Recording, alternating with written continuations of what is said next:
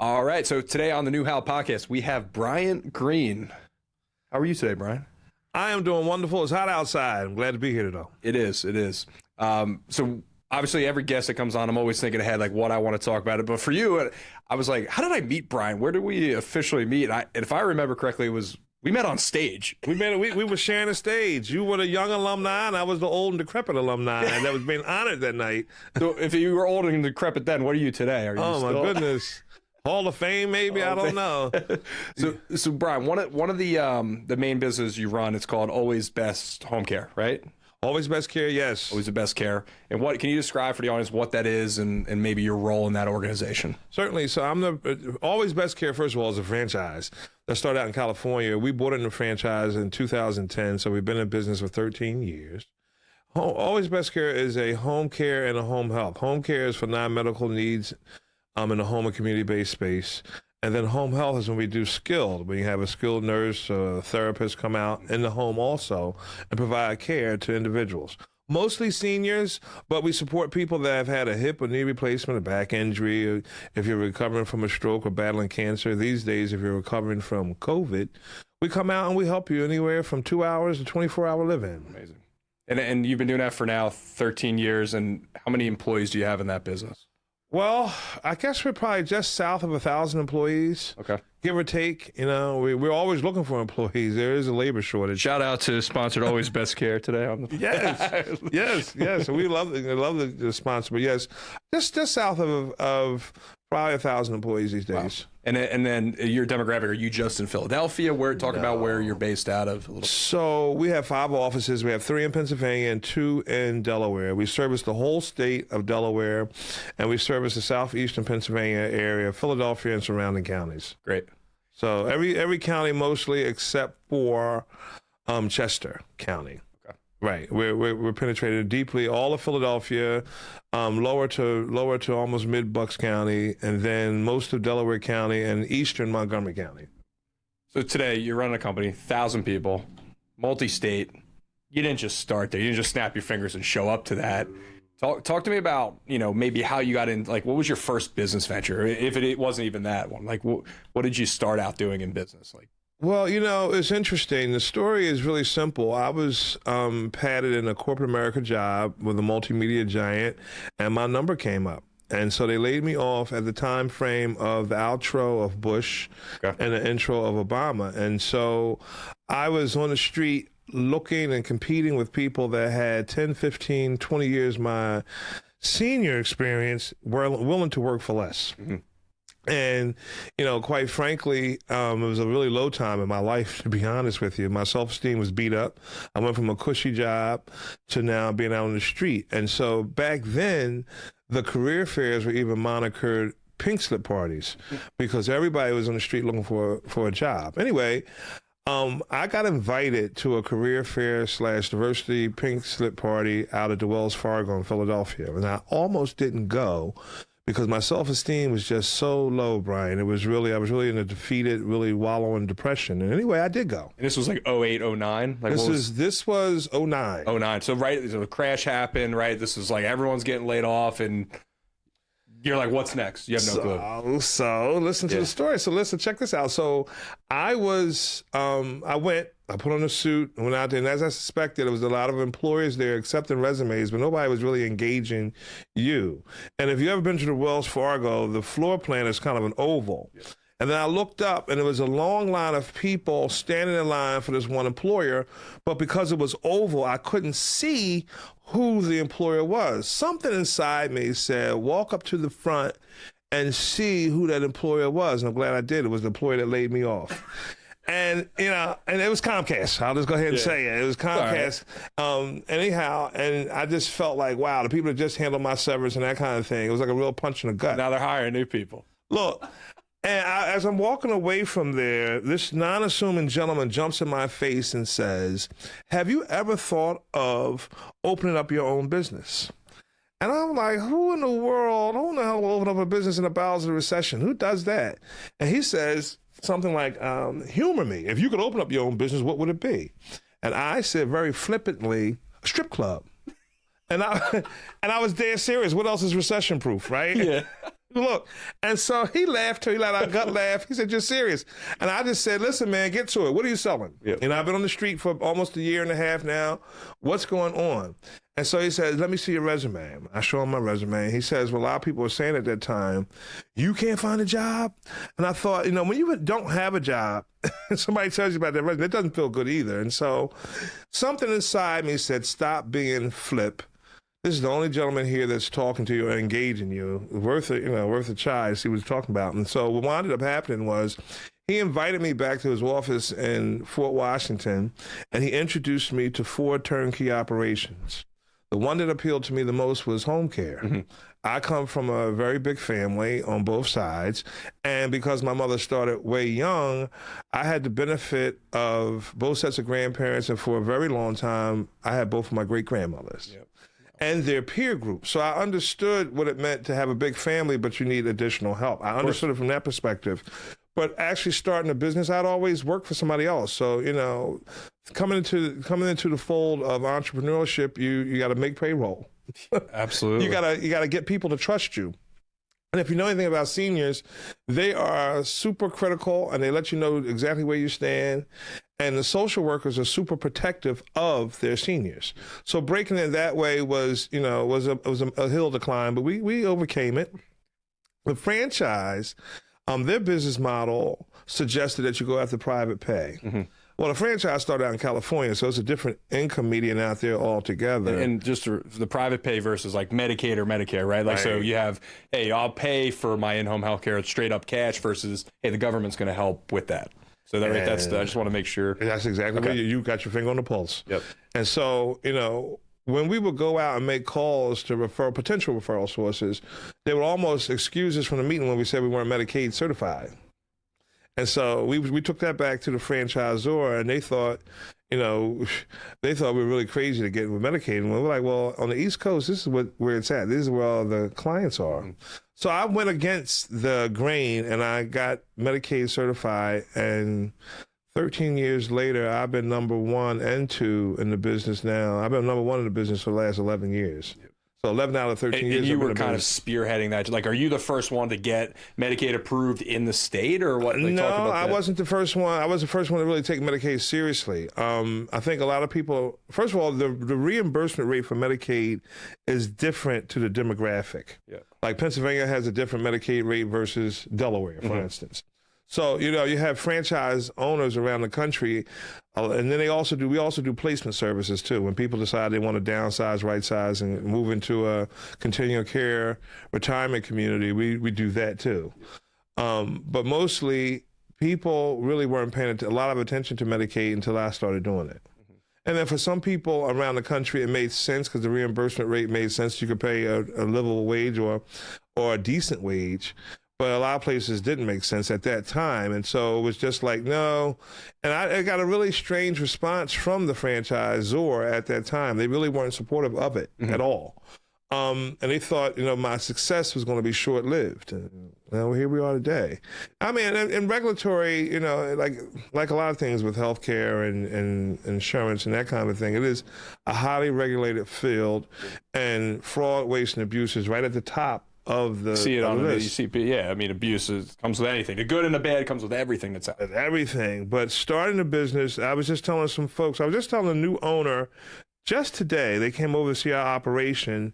I was just encouraging them that, it was really, really, really tough in the beginning. I opened the doors July 15th, 2010. I didn't get my first client until October, around Halloween. Second client not until December. Can we focus in on that time for a second? Like, obviously a lot of people that are getting into business, trying to start business, right? They know there's hurdles.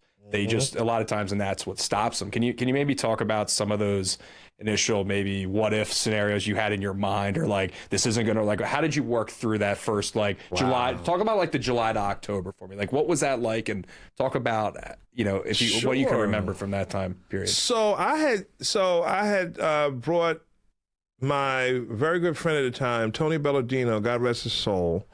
Tony Belladino was doing real estate up in Lower Bucks County, and back then it was no real estate. And then I also brought my one paternal aunt, my father's older sister, into the business, and they both worked for a period of time for free. Yeah. Let's start with that. Of course. So it's one thing for somebody to tell you that they believe in your story, they believe in your dream. It's a whole different thing to put sweat equity into it. So, I had free labor. Yep. Okay. Then the other part of it was, when the phone rang, I never forget, we were in a 500 square foot office in Bristol. So we had one phone, with call waiting. We didn't have an elaborate system. Yeah, I bet there's people on this podcast listening to that don't know what the hell call waiting is. And that's awesome. True. That's when you have one line and somebody buzzes into your phone. You don't push an extension. So we had the real humble beginnings, and then for our marketing materials, we didn't have like a real moniker tablecloth or a pop-up screen, anything like that. My aunt, who had just gotten laid off from one of the craft stores, made all of our stuff, which we still have actually, took a poster board, and we just took stock photos of seniors getting home care, and that would be it. And so when we would show up to like some of these health fairs, I would have a bowl of dollar store candy. Yep. And it would bring people to the table. The candy would, we had postcards instead of brochures, and it was just really, really that. But from a standpoint of hurdles, it was really just kind of breaking into an oversaturated market then and getting people to trust you, really believing in yourself. And so I had a job, by the way. I had just started a job running an accounting department down in Delaware. And my trek used to be from South Jersey to Wilmington, back up to Bristol. So Tony and Aunt Val would be taking calls, or Tony would go out on the street and try to beat the pavement for business, meeting with discharge planners. And who's Tony again? Tony Belladino was his last position with us before he passed away. Tony passed, rest in peace to Tony. He passed away in October 21, but at that point he was the director of operations. Gotcha. So he was kind of running in the trenches every day for you, making sure. Every single day. Yep. Aunt Valerie answered the phone. And she was our office person, our office coordinator. And so she would set up the initial paperwork for the caregivers that would come in. Tony would interview them, and then I would take them out to cases. Yep. And when we started to win business, I would, home care is like a matchmaking gig, if you will. You put the caregiver that you think was going to be best suited to handle the client. And it's a really interesting dynamic because there's generations sometimes between the caregiver and the senior. So like you just said, call waiting, those are all kinds of things that we deal with now, honestly, with the population of clients and actual caregivers. And the reason why I say that is because one of the proudest things I have, Brian, of starting this business and maintaining it is that I've built a really multicultural cast, if you will. But more and more what's become apparent in simple conversation is that it's intergenerational. Yep. So, you have some people as young as 18 and some people as old as 80 in the workforce. Yep. So your messaging is very important. And likewise, we take care of people 18 and over. So messaging is key. But back then, it was really slow. I mean, I remember days when we would wait. So interestingly enough, I did start off with private pay. So it would be days that we would be waiting for the mailman to come. Well, hopefully, for checks. Is the check in there? Check. Oh no, I guess it's Thursday. It's not. It's Friday. It's not here. I guess we're waiting until Monday. Does he deliver on Saturdays? Oh no. Can I share a story with you how it was? So back then, private pay covered the little Medicaid business that we had. So I had a client. I'll never forget her. I don't want to say her name because it's HIPAA. But anyhow, she was our first live-in. And live-in care nurse. Live-in care, which is from a billable charge, is probably like one of the highest charges you can get, right? Next to 24/7 care. And she was already determined to really have not long to live anyway when we took her on as the patient. But her daughter was just worn out. And I'll never forget, they paid on time. In fact, they paid ahead of time. Yeah. So that one client paid for probably the small business that I had. Yeah. So when she passed away, I was invited to the funeral, and I went. It was at a funeral home, and it was a white family. So it was not many people of color there, not many black people there. So you had one brother, me, sitting at this funeral, and I got really emotional. My shoulders started shaking and everything like that, and I could hear people talking behind me and around me like, Who's that guy? Who's the black guy over there crying? What's going on? Did he know her? Like, did he know who she was? And I could hear the daughter saying, oh, he's the owner of this new home care agency, Always Best Care. They're really sensitive, and la, la, la, la. And I'm just thinking to myself, oh, my God, how am I going to make rent? How am I going to pay? I mean, I'm sad that she died, but I was really sad that no more checks was coming in. Yep. So I was really emotional and that kind of thing. But, when you look back on it, it was a whole lot of different things. In fact, people out there now that are thinking about, they're kicking the tires of a business. Sometimes having a lot of resources can work in reverse because sometimes you waste money. Of course. I think my situation owed it me well because we didn't waste money and we didn't waste time. We couldn't. Everything was essential. We wrung out every opportunity, every call, every invitation. And it's a philosophy that we had then and we have now. We don't turn nothing down but our collar. I love that. We don't, and we were out in the street, and then we had the mentality too. I'm a big TV person, as you know personally, and so I spent a lot of my time watching the National Geographics. One of my favorite people in the world is David Attenborough, and anyway, he does the BBC and that kind of thing. And so you watch these lions go out and they try to kill them. You hear David Attenborough narrating saying, out of so many hundreds of attempts, they're only successful 2 or 3 times. And you're just thinking, wow, we have that mentality too. You don't kill nothing today, you don't eat. Yeah. I mean, today someone gets rejected one time, they feel like it's the end of the world, right? It's the end of the world, end of their life. I'm a failure. Like, how many times people have told me to go F myself? It's, I almost feel like I'm not working hard enough unless I hear it, right? Like, I think that's one of the biggest misconceptions building a business. Like, you have to be comfortable with being told no, and let alone when you have no resources and you're told no, that can be detrimental. You got to get no means not right now. Yeah, exactly. You got to be that person, and you have to be that person with that tenacity to keep coming back, keep your irons in the fire, and all your senses about you. Within 5 minutes of going into a room, everybody should know your business. Mm-hmm. Whether that's an architect design, whether it's somebody selling retail, if you're selling T-shirts. For me, it was home care. And, I would go to churches, I would go to senior centers, I would go to all kinds of health fairs. It's a lot of things that I do now from a charity standpoint that, were a result of the early support. For instance, when I started the business, I was faced with a decision. I'll never forget it. My daughter was about to graduate high school. And anyhow, she was looking at colleges. Mm. And so one of the entities, my daughter is legally blind. And so she started her education off at the Overall School for the Blind. And anyway, when now she's in high school, she's in mainstream school, in Catholic school, and now she's looking at schools and that kind of a deal. And she got accepted to just about everywhere she applied. But the moral of this story is Overall School for the Blind in Philadelphia connected us to the Delaware Valley of Lower Vision, who gave my daughter a full-paid scholarship to go to Boston University. And that out-of-state tuition at that time was $57,748 and some change. Yeah, you were looking at that going, uh-oh. Yeah, listen. And so when I started to make money, one of the very first donations I made was to the OSB school fund. And then they would invite me back. Now the teacher, Bria's teacher then is the principal now. And so they would invite me back to talk to parents, new parents, oftentimes that had kids with low vision as baseline, and a lot of times they had additional complex needs. Mm.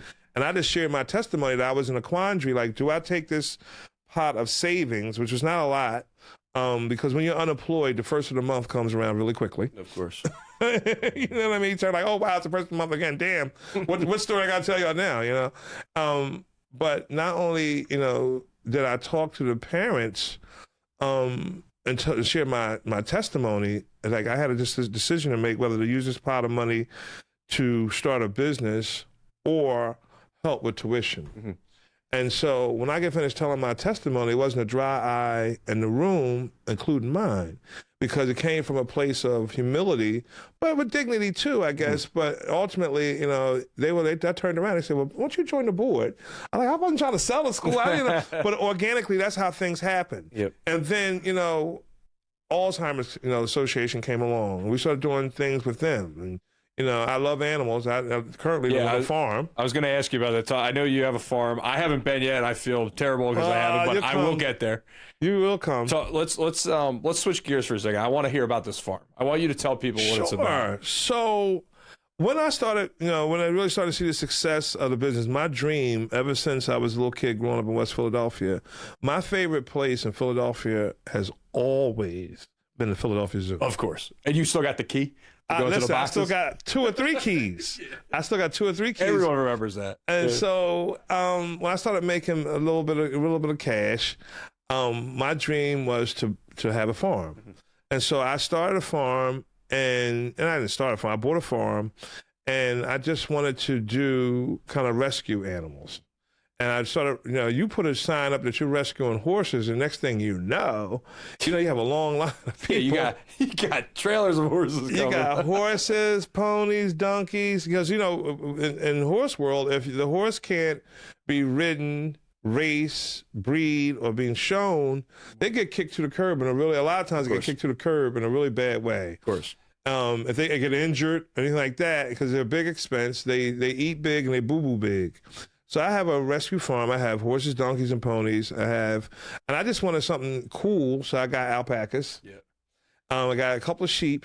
Now I'm down to 1 sheep. Laverne and Shirley died. We're down to Squiggy. So you didn't even get that. This is for your time, too. Yeah. Laverne and Shirley used to be a sitcom, Brian. Okay.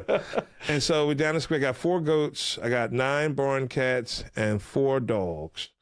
And we live and coexist. My daughter left. She was working with me for a while, and she decided she wanted to go work for the government. And we're going to leave it there. But it's just me right now on the farm with the animals.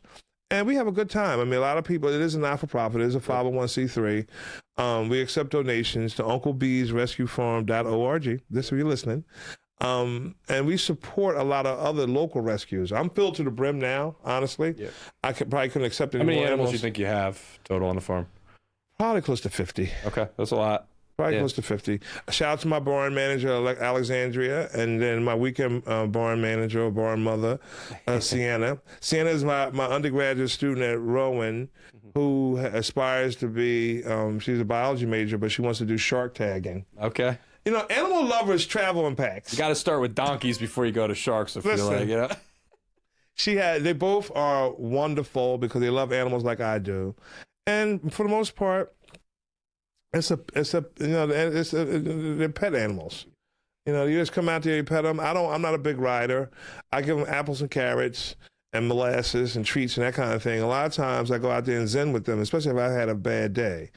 Like today, for instance, my day now, when I get finished with you, I'll go home, I'll change clothes, and I'll go out and stick my head out there and see what's going on. Even though it's 100 degrees out? I might spray. Alpacas love to be sprayed down, by the way. They love water.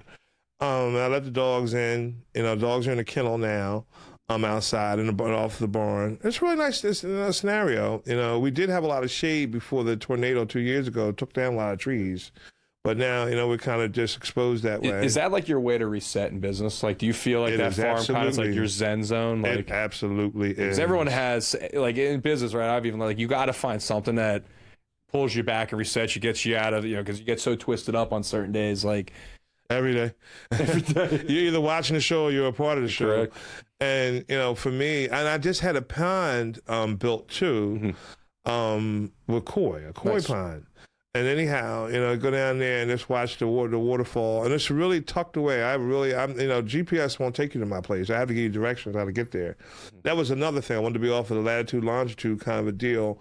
It's extremely quiet. Coming from, busy West Philadelphia, I wanted something really quiet and peaceful. But zenning, you're absolutely right. And you'd be surprised. I have people with kids and adult children that come out with the complex needs. We've had the Boy Scouts, the Girl Scouts, the Brownies.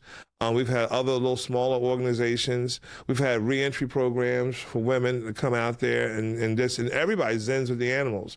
Animals brings out, I think sometimes animals bring out the best in us, a lot of different ways. But I love animals, and so anybody that wants to love animals and love on them, you come check us out. I want you to talk a bit about, because one of the guests I've had on the podcast, you seem to give back a lot. in so many different ways. So just in our short 15-minute conversation over, like you start a business that's helping people in need. Right. You have a farm that's helping animals in need. You're donating to charities. You're sitting on school boards. I just want to ask you a question because, you know, I'm 33. I've figured it out to a certain point, but I have this like intuition that like as you put out in the right way, it comes back tenfold. Is that true? Like, can you talk, like, do you have any weird instances of things like you've done and like you see something come back? All the time, yeah, all the time. like, Too many instances, and I do it because selfishly it feels good. Mm-hmm. I've always been a giver that way. I give two ways. One is the ultimate goal is to really give back to make a better society. Mm-hmm. You know, I got more years behind me than ahead of you. I'm 21 years older than you, so do the math. And so, I give sometimes to organizations that could benefit me passively with the business, full disclosure. Yeah. But it has to be a business that is helping people. I've made a multi-million-dollar business dealing with people that are on Medicaid, which means that they're coming from a really moderate income scenario. And a lot of these programs help my workforce and my census, my client census. So I do that. And then I do things that are personal to me. Animals are personal to me. Mm-hmm. The Alzheimer's Association is both personal to me because I've had family that had Alzheimer's, as well as a lot of my clients have Alzheimer's. So, you know, I look up, I'm invited to that board. Lupus. I was invited years ago to sit on, iHeart invited me to sit on this panel. And I never forget, when I got back to the office, I was just sharing out loud to my then assistant Fatima about the experience and learning about lupus, and then come to find out it was 3 or 4 people in the office that were suffering in silence. Wow. And didn't say anything. And so we all hug. I'm a big hugger. Yeah. Like it or love it. You know, I just, my emotions, are sometimes overflowing. And so I'm a hugger and I'm a touchy-feely guy.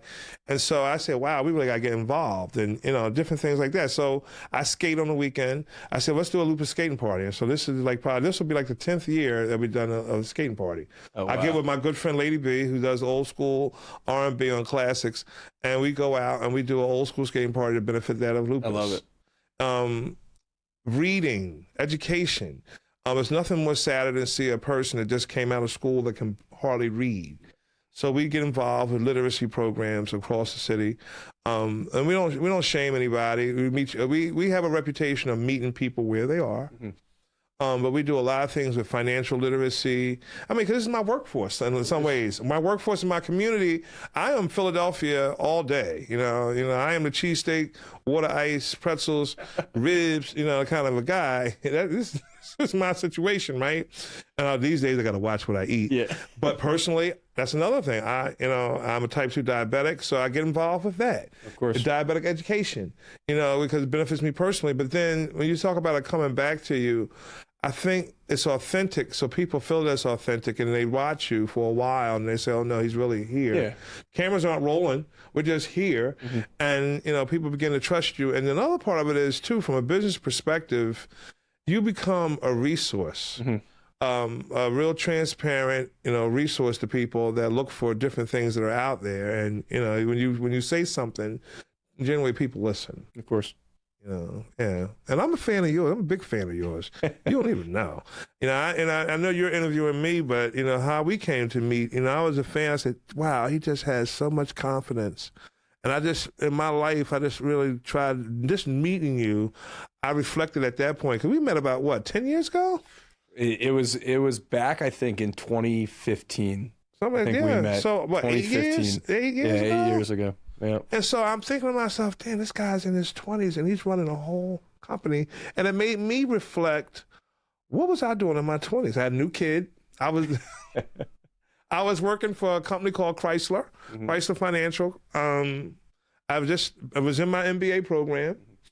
But just when you meet people, they say you're supposed to surround yourself with people that you want to, aspire to or learn from and that kind of thing. But I immediately wanted to make sure that you were in my circle because you have had a really positive impact on me. And I just thought to myself, wow, I got to get my game together. I'm old. old, and his guys in his Meanwhile, 20s. I'm over here saying I got 20 employees. This guy's got 1,000 employees, multi-businesses all around. But do started you from need nothing. 1,000 employees though? To do what you guys do, I need tentacles out there all the time. Yeah. Go ahead. What other businesses are you getting involved with? I mean, obviously an entrepreneur, you said, every entrepreneur I know doesn't stop. Like they keep rolling and doing different stuff. What do you want to talk about? Any other stuff you're getting involved with? Sure, I'll talk about cannabis. Okay. I was awarded a cannabis license over in New Jersey. And it's going to be retail cannabis. We want to open up a dispensary once we can get past the location issue. It's a real strict way of getting into cannabis in terms of regulatory and that kind of deal. But I've run into a kind of a block a little bit where the owner of the property that we were leasing during the application process now wants 40% above the independent appraisal. He's sticking you up. He's going, yeah, you got your She- cannabis and then, approved, and They know what the land use is, that kind of thing. yeah, And so it's a discrepancy on what a fair market value is. But once we get past that, hopefully soon, I want to open up. I want to sell weed. That's what I want to do. And it's also helping people too. It's back. People don't realize it, but the medical marijuana industry has exploded for reasons that I believe is because it works. It's not just because people want to get high. It's in the same breath, believe it or not, Brian, is having some shortfalls because over on the western side of the United States, they're having some issues because they got too much product. Mm-hmm. Because it's only state by state, hopefully it gets federal. Our good President Biden has just signed it down, cannabis down to Schedule 3. Yep. So hopefully that'll get some movement at the federal level. But, different than any other business, weed is taxed at the gross level. Yeah. So you got this form for the people that are interested in it. You can look up the form 280E and do your own research. But that causes some trials and tribulations. So it is a good business. It is exploding, but there are some trials and tribulations with it. And one of them obviously is that everybody wants a piece of it, but everybody doesn't want to get involved with it.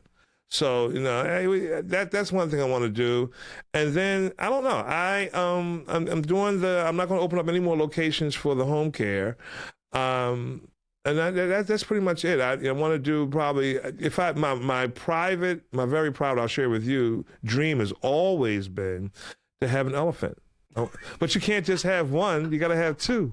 Because they're a pack animal. I want to have a place big enough to have a. Do you have enough room on the farm? You have to kick out some donkeys to make room for the elephant. If I clear out a couple more acres, I think I could work it out. But like I said, I watch BBC. I love animals. Have you been down to the shore in Margate? You seen Lucy the elephant? No, I was just down Ventnor. This past weekend, I was just down AC. It's Ocean City. Sorry, Okay. Lucy the elephant. It's like an elephant, big elephant. That's a building. I did not know that. Yeah. One of my places, 3 different couples that I know have gone to a place called, what's the name of it? It's over in Thailand, Fushang or somewhere. I can't think of the name of it, but it's an elephant reserve there, and it's a tiger reserve, and you can go and you can pet the elephant, and you can pet the I think it's a high tiger. I don't think the tiger is like fully like lucid. I don't know. That's the verdict is still out there.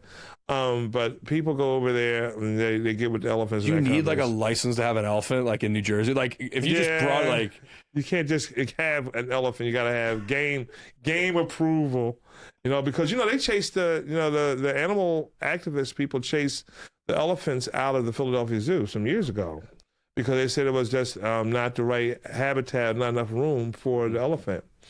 And so what are you gonna do? Captivity in any event. Captivity is captivity. Yeah. But if you're preserving what is a potential endangered species, it's perception's reality, right? It's whatever way you want to look at it. You want to look at that you're taking them away and you're putting them on his way, or do you want to look at them and say you're preserving the species and bringing awareness to the species? To me, there's no right or wrong. It's just your perception of what your reality is. An unchallenged perception becomes reality. Yeah. If you're not somebody with some type of somebody that's looking at things, from a full weighted scenario, or you don't have any type of, I don't know, any type of inkling of this looking at both sides of it. Curiosity, on both sides, and looking at both sides. I think that's what's wrong with the world today. I think, people only see what's in front of their world, what's in their spectrum. They don't take into consider of it. The intellectual curiosity sometimes for some folks is just limited. Some people, could see the elephant's bad. Others could be like, wow, that's this guy's life dream is to own an elephant. Like, I need to make that happen. Right. I mean, that's, if you ask me what I have a farm. I've always, even as a little kid, I always wanted a farm. I always wanted. I dreamed about it. For a while I was the only kid. In a big family, and sometimes you get lost in that. And you dream and write. How many siblings do you have? I have two sisters. One sister is deceased, but one sister, older sister, with my father, and then one younger brother with my mother. He's 11 years younger than me. He works for the company too. But for a while, I was, I spent a lot of time alone. Yeah. And I don't mind it. I mean, that's when I talk about, people ask me like, well, how'd you do this? Like, I look back to childhood, right? It's always like people don't get it. It's always back to childhood. But me, I was an only child. I was by myself a lot too. I had a mother that she owned her own business. She worked a lot. I'm home till 7, 8 o'clock tonight. Some nights when she's not even home yet, right? Like, you learn to be self-sufficient. So if you can be self-sufficient by yourself, well, now like, when it comes to a business world, it's like, I'm going to figure this out almost. It's like, I'm not going to rely on anyone else. I'm going to do this myself because it's been ingrained in us since early childhood. And let me go back to something too. Let me point out something. When you're a giver, you have to be wary of folks that are takers. Yep. And so I spend a lot of time these days hiding. Mm-hmm. I started to say it earlier, but I got off my train of thought. But I am off the latitude and longitude because a lot of people that are disingenuous, want to, when they hear that you're giving money, a lot of people want to kind of weight you down and that kind of thing. So I give the meaningful charities to me, either personally or professionally or both. But you have to be wary of that. And so I'm a loner. And really kind of, people would never guess it, but when I go home, I am alone, and I love it. I love it. Man, it's quiet. My one kid is grown, but every time I turn around, I got people. I used to have, when my nieces and nephews were younger, they had time for me, but now they're kind of older. I might see them on the weekend, I might not. But, for the most part, it's just me and the animals. Have you ever stopped to think about what your sphere of influence is every day? I have not. Like, how many people a day rely on Bryant Greene? That part I do. It is very important, some of the decisions. But every now and again, it comes back to me, people approach me. Just today, in fact. I was leaving out of the office, and I almost was late because people are in the office. Everybody has something. They wait till I'm getting ready to leave. And got this, blah, blah, blah, blah. And so it was this one older woman that was sitting quietly, and she said, "Are you Mr. Greene?" I said, "Who was asking?" Right. And so I didn't know what the scenario was. She says, "I've worked for you for a number of years, but I never got a chance to meet you. And I'm really proud of you," and that kind of thing. And I was moved to almost tears. And I said, "Well, I'm a hugger. Is that all right?" She said, "I'd love to give you a hug." And she gave me the biggest hug in the middle of my floor, in the middle of a call center. I don't know what she was waiting for. She could have been waiting for a timesheet or to talk to somebody about something. I don't know what it was about. But she was saying, and I walked past, and little things like that, or every now and again, somebody or one of the kids, if I do something for kids and the kids write me a little letter, they don't know me. And then I got those kind of letters all throughout my house and my office. That motivates me. I just bought this kid it's funny.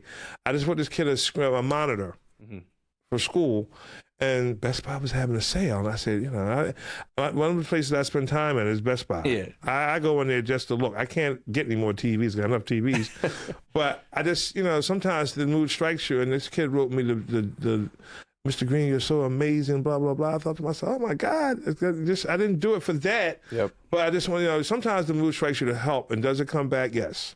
And every now and again, you kind of... And really, think of that kid in 15 years. You're going to remember the day that guy who loves elephants bought him a monitor, right? Like, it's gonna weigh on it. Like, people don't think, like, that little thing, that kid's going to remember that for the rest of his life. And that's what keeps me giving. Yeah.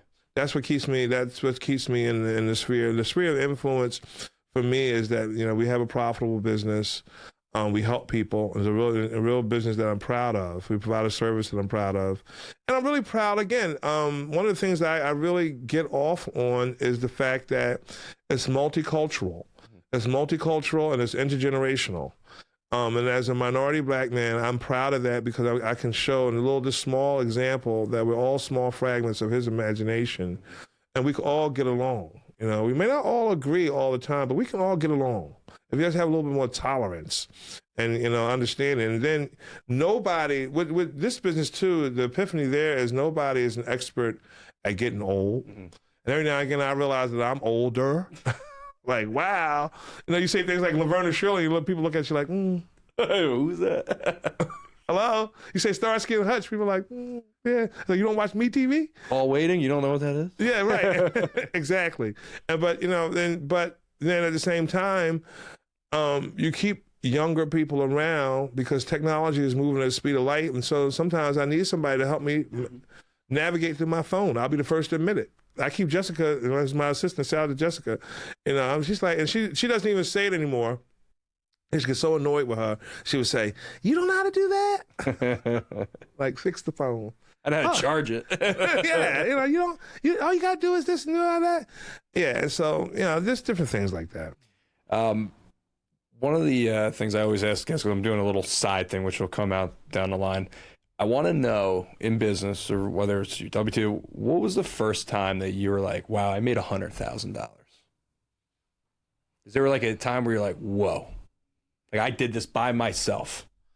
I guess it's different pinnacles where I've done different things, but she's gonna be so mad if she sees this podcast because she's such a private person. But, you know, when I paid some mortgages off, I won't mention any name. I paid some mortgages off. It didn't hurt to do it. Paid some car notes off. Put some money to the side. Retired some folks. Yep. That didn't have to be. You know, they would have probably worked a lot longer than that. Was kind of like, okay, wow, and I still got a little bit of money left. Like, whoa, okay. And I'm still working. I'm still building. Yeah. Right. Yeah. You know, and then, you know, to be able to take, you know, because I am the biggest homebody. You know, so I don't do cruises or anything like that. I don't want a boat. I got animals, but, you know, when I made a check not too long ago to my alma mater, one of my alma maters, and I won't say which one because I gave a bigger check than the other. I always get in trouble. Social media gets you in trouble. Yeah. But anyway, when I did that, and they put a plaque on the wall to denote the donations that I had done up to that point. I think that was one of the first times I walked away. I was extremely emotional about it. Yeah, of course. Because I don't honestly do things for accolades. Yeah. If it moves my heart, me being able to give is enough. It honestly is. I want you to respect the fact that I gave it, obviously for tax reasons, to keep it real. Yeah. 501c3. But, you know, when you do things like that, for me, it's just really being able to do it and just really, I guess, leave your imprint. You know, I'm not going to be here forever. You know, that kind of thing for me was kind of, I think, Brian, really, about a couple of years ago, I did a donation. It was like, yeah, it's the right thing to do. It's the right thing to do, and it was like, wow. And it was just about $100,000, maybe a little bit over. And I thought, oh, wow, did I just do that? And it took one of my friends, one of my very close friends, and were like, you got money like that? I want a car. Yeah. What? Are you kidding me? And I was like, I thought about it for a minute, and because we're close, we just both bust out laughing. Yeah. We both had, and he would never ask for any money, but he was like, damn, you did that? Wow. That's a nice plaque. Wow. I remember when we was helping people with their bags from the local supermarket to get a couple of change. I said, yeah, it's coming a long way. Where do you think you get the giving in you from? Both of my grandmothers, my family's a giving family. Yeah. But my grandmothers, who I spent a lot of time with, because I had a mother that worked. She didn't have her own business, but she worked 2 or 3 jobs, and she was a young woman. One grandmother fed the homeless in her church until she couldn't get there no more. Wow. And my other grandmother was a nurse of kind of an intermediate center. And her sister was the cook. Her sister was the cook. My aunt was the cook, and she was the nurse. And she always, in fact, I'll tell you a funny story now. My grandmother, who's probably going to watch this because my grandmother was on social media, believe it or not. She's my first patient down in Delaware, and I caught her giving money to an old caregiver that shouldn't even have anymore. It was I wasn't looking for it, but I found out that she was. I'm in charge of her, taking care of her, and she turned back to me and said, "You help people too who you want to help." And my grandmother, that grandmother reduces me to 5 years old. Every single time. I gotta practice. You have like flashbacks. I gotta practice saying no to her. And she knows it. Yeah. And then she works me like 45. And I got on her case. I said, you gotta stop. You leaving breadcrumbs for these kids. But people don't realize too, in some ways, it's a sense of esteem to be able to help people. Oh, absolutely. And she's always been that way. My great-grandmother, my mother and I were just talking about that because mommy's aging, and my great-grandmother used to reach in her brassiere and give somebody a $50 bill to go get a carton of milk. It was, for her, it was reassuring. It was helping somebody, but it was also a way of esteem.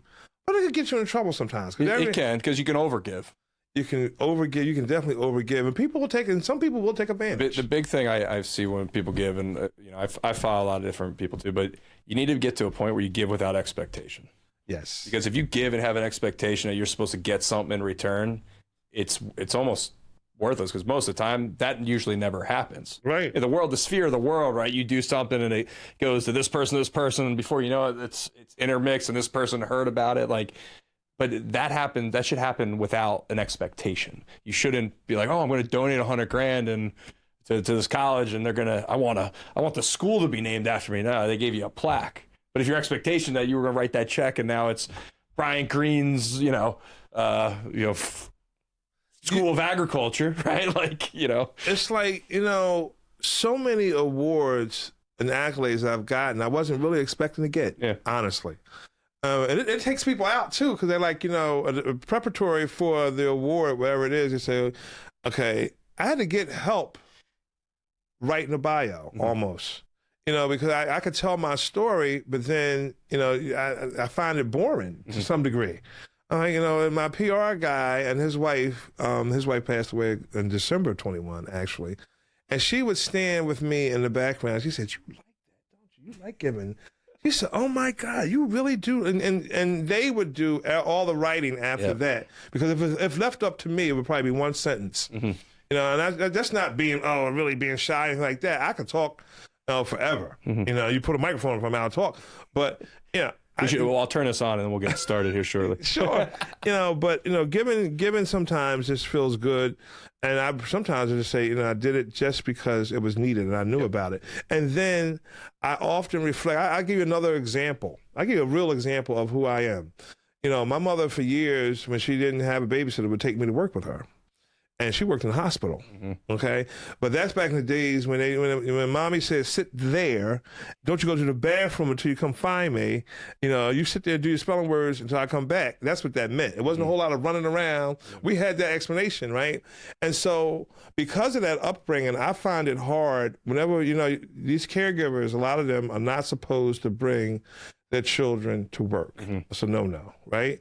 But I don't ever get into that disciplinary scenario myself. Now, the human resources people do. Of course. But I find it very difficult to discipline them or even say something to them because I grew up at my mom's job. Absolutely. I feel like that's something that doesn't happen anymore. Right. Like I did too. I'm 33, but I was at my dad's deli. I was at my grandfather's diner. I went to my mother to her office in Allentown, PA, right? Like I remember those distinct things. And you sat there. You didn't have an iPad. You didn't run around and just play video. Like you do your homework, work on your essay, or work or do something. Like my dad's, I used to want to make cheesesteaks and sandwiches and stuff, right? Like, and my grandfather was my first boss. I miss him so much, and he was hard on me. I tell a lot of young people too, and I'm not picking on my young people because I love y'all, but y'all getting to your feelings too quick, want to quit. My grandfather, man, if he caught you on the job site, he was a painter and general contractor. If he caught you on the job with your hands in your pocket, he might go upside your head. Yeah. You know what I mean? He said, depending on he's an old boss, smoke a cigar, you know, and he'd be standing out there. It would be him and the electrician and the carpenter and the plumber. At lunch, they'd all be sitting around talking with their big suspenders and the car hats and everything like that, talking about their next big job. Yep. And it would be a group of us apprentices. And, you know, and then somebody say, "Hey, asshole," and you look. Everybody's like, "Yes." Everyone looked, yeah. Yes. You know, that's how, but he taught me work ethic. Yeah. You know, That is my fear for the upcoming, like the work ethic. Like everyone thinks it has to be handed to them. Like people are going to get steamrolled. They're not going to understand, like, especially with this like AI technology coming out and like everything's getting automated.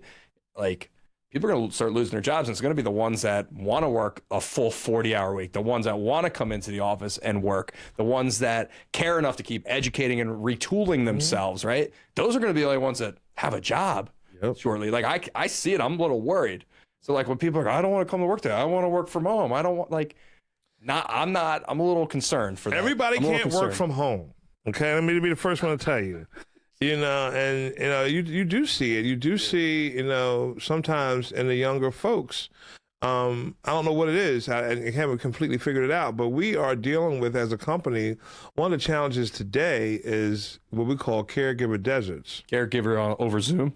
Caregiver deserts where there's no caregivers. You know, it's not a long line of people willing to wipe somebody's rear end or wipe somebody's nose or feed somebody, particularly a senior, a meal or something like that.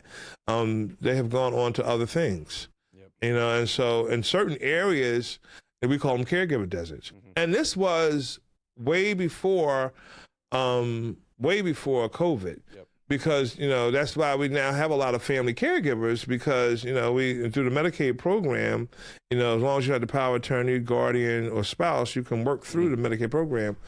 But there is a definite caregiver shortage. And I think if you talk to most business owners, you'll find that there are labor shortages. There's shortages everywhere. I mean, I've been searching for a project manager. It's taken me almost 6 months. And I think I found one finally. Before, I used to put out a job description, project manager. I'd have 4, 5, 6 to look at, and they're all qualified. I put out a project architect job description. Nope, doesn't exist. You put out accounting. You put out, like, it's crazy right now. It's like, where's everyone? What the hell is everyone doing? Where are they at? Where the hell is everybody? Like, what? Like, that's a whole podcast. Yeah, you need to get you some HR folks and figure it out. Yeah, where the hell is everyone hiding? What are they doing? Because I want to do it. Right? How are you surviving with no job? Yeah. You know. Towards the end here, one of the things I always ask, I was like, what's like one little nugget that, you know, someone listening that doesn't have their own business yet, or is considering starting a side hustle, or wanting to just jump into the deep end a little bit into their own business? Like, what's like one Bryant Greene inspirational line or tagline you could give them of something that you've experienced in your short 54 years on this planet? I'm doing some math in my head. Oh my goodness. I would say consistency is the hallmark of a professional. I feel like I should see that on a Hallmark card. I love that. Yeah, consistency is the hallmark. You know, you are the master of your brand, whatever that brand is. You know, you represent yourself. Mm-hmm. But consistency is something that you just have to be, especially if you're thinking about, and that doesn't just go for an entrepreneur. That goes for anything that you want to do. You know, and I find myself, you know, telling my daughter that, not that she's not consistent, but I have to reach inside myself to give her advice how to be in the world and not work for me. Yep. Because that was hard for me. That was hard for me to let her go. And let her go and discover the world. But then I got to be honest, Brian, I'm always kind of in my mind, what would I tell my younger self? Sometimes I don't feel accomplished, quite frankly. I'm like, and I could do some more. When I meet a guy like you, that's a true story. I met you, I was like, wow, what was I doing? Could I have opened up a business? You know, this guy is doing it. Like, what's the DNA that gets you in the 20s and want to do your own business? I was content with working with somebody, but that was some time ago. Mm-hmm. But now I would just say that if I had you ask me my one nugget to anybody, whether you're trying to work for somebody, whether that's government, healthcare, science, entrepreneurial. Consistency is the hallmark of a professional. And that's consistency across how you operate, how you start your day, how you end your day, all of it. Ethic, how you treat people. Yeah. You know, how you want to be treated. Are you self-aware of yourself? What makes you comfortable? What makes you thrive? And really strive for that euphoric moment. I love it. I'm just thinking of this episode. I was reading back. We got plaques on school buildings, elephants, donkeys, in-home health care, Medicaid, Medicare. I do want an elephant. Wild story, bro. I mean, it's honestly, you think you're inspired. Like, there's people listening right now. Jesus, this guy got laid off in 2009, started from scratch, and literally built one of, if not the largest in-home healthcare in PA right now, right? Like, you're it. Well, no, I don't want to say that. I mean, we're sizable. Close to it. For the franchise itself, for the individual franchise, Always Best Care, we've been number one of 11 years. 11 out of the 13 years I've been in business. That's accomplished. There are bigger franchises or bigger companies out there, but you're right. To look at it, say it like that, we started in a negative. Yeah. But I was just telling somebody today, you know, when you're telling somebody on Wednesday that payroll might be a little late on Friday, and they still hang in there with you. Yep. And we went around a table for introduction. I was talking to some new owners over in South Jersey across the river, and I had quite a few people that worked for me over 10 years. Mm-hmm. So, that was back then it was the dark time. It was the uncertainty. We're going to make it, and then when we started to make some bread and started really doing things, he asked the same questions, and he just hugged him and his wife just hugged me like they were feeling so low, like I said no, I said you go through these growing pains, trust me. Everybody sees the success, but you have no clue, the many sleepless nights. And I was telling somebody just today, I said I used to have a futon in my office, and I only went home when I used to offend myself when I was like it's time to take a shower. I just couldn't let it go. Mm-hmm. I'm sure you know what I'm talking about. I mean, there was a point where my office was literally 10 feet from my bed. I had interns showing up. I'm rolling out of bed, going shower right into the office. And then it was like, all right, it's 5 o'clock, 6 o'clock, still working, still 2 a.m., working next morning, up at 10, again, running it. It's what it takes to get it going. People don't, you just don't snap your fingers, and it looks like YouTube and all these influencers, that's all bullshit. That's few and far between. What it takes to build a real business is a lot of sleepless nights. Yeah. And true, when you like what you're doing, it doesn't feel like work. But when you're getting it started, I even tell people now, if somebody comes to me now and says, Brian, I'm thinking about starting my own home care agency. What do you suggest? I say, well, instead of starting one from scratch, since it's an oversaturated market, why don't you look for somebody that's willing to retire or ready to retire? That way you're buying a book of business as opposed to starting from scratch. Because starting from scratch these days, you and I have that mentality. You jump out of the airplane without no parachute, and you're fixing it on the way down, hoping that you have it before you get to the ground and go splat. Now it's just, honestly, I find myself telling people of all businesses, especially couples, to my couples that are listening out there, it's not always a good idea to get in there if you're not self-aware or you don't have defined roles. Because sometimes the business has a way of impacting your relationship, and the rise and fall of the business may impact your relationship the same way. You have the good days, you have the bad days, and you don't want that to impact your relationship. So quite a few people, it's funny to me, a lot of people that are retiring approach me me and my wife are retiring, and we're thinking about starting a senior business. Well, don't think because it's a senior business that it's an easy business, because it is absolutely not. If you have seniors in your life, and you know what I'm talking about. Are you responsible for somebody that's an elderly person? You know that it's more than a notion. There's still people that still have opinions, and they still want to kind of do it. Nobody's an expert at getting old. Well, Brian, I just want to say thank you. Seriously, inspirational. Thank you for having me. I think there's a lot of nuggets that people are going to pull out of this, and I think again, back to this giving, you just gave a lot of information to people that hopefully are going to do positive things with it. Thank you for having me. Thank you for thinking enough of me to let me tell my story. It is a real story. Appreciate it. Thank you. Peace and light.